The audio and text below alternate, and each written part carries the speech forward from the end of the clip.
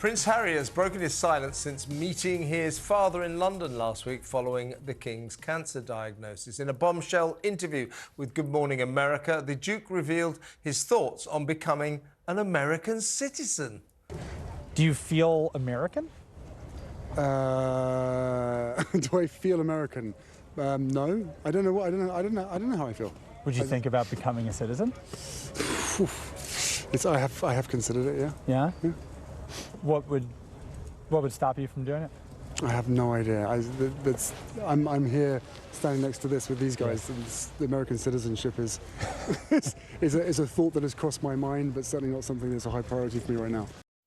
I love that. What would stop you doing it? What would stop him becoming an American citizen, Benedict Spence? Might it be the risk that he might lose his titles? Yes, maybe that is what has also crossed his mind. He had that fleeting thought went one way and then the other, because... Well, it's rare that one of those happens inside his head. I was going to say, that was quite why it caught him so off guard. But, I mean, just the inability to answer that question just a straight up, even if you have considered it, you just say no. Yeah. Just say no. That was all the media training that we know he has gone through. We know he hates the press, but nonetheless, just bat it straight back. Just say no. Don't create a story out of that situation. Do you feel American? The answer's no. I'm always going to be British. Yeah, I love America. Family. I've got a great life here. I've made a home here, but I am British. That is going to cause one hell of a storm. What a muppet. A prince of this realm is considering becoming a citizen of another country. Couldn't even say he felt British. Are you kidding me? But equally, they asked him, do you feel American? And he said no. And Stuart then said, but I've considered becoming an American citizen. That's not going to go down particularly well amongst most Americans. He said, I don't know how I feel. What about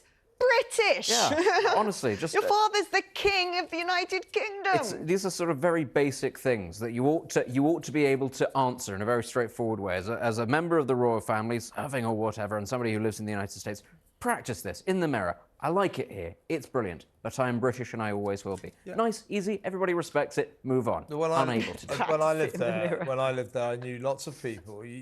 What I'm trying to say is Prince Harry does not have to become an American citizen to stay there for the rest of his life if he wants to. You can get residential papers. They call it a green card. I had friends there. I had one of those. Do you have any here? Well, I did. No, I had friends there. Anyway, moving on. No. I don't know. I'm really enjoying it. I did have friends. I'm enjoying teasing I used to have friends, you know. Until people found me out. No, seriously, I had friends there who've been there 40 years on green cards.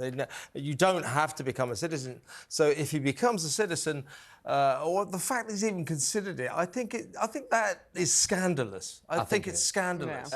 Do you know what? If it said I'd considered becoming a Canadian citizen, that would at least, because it's part of the Commonwealth and his father is the head of state, you'd kind of go, all right, I kind of get that. And maybe that would have made things easier integrating with the United States. But it's not. It's just, here is a country that's entire existence is founded on breaking away from the British crown. And I might move here, even though I don't feel like an American. We forget, don't we, that when he and Meghan said they wanted to take a back seat or they wanted to step outside the royal family, the Queen gave them so many options. She said, well, look, why don't you go and live in Australia or Canada or even your beloved Botswana? Yeah. You know, he hasn't even sniffed a safari since he's toddled off to California and decided he's a Z-list celebrity instead. I think the lives that were offered to him, most people could only imagine the wonderful things that he could have achieved, the standard of living that he would have had. Everybody would have respected him. Everybody would have thought he was a great guy.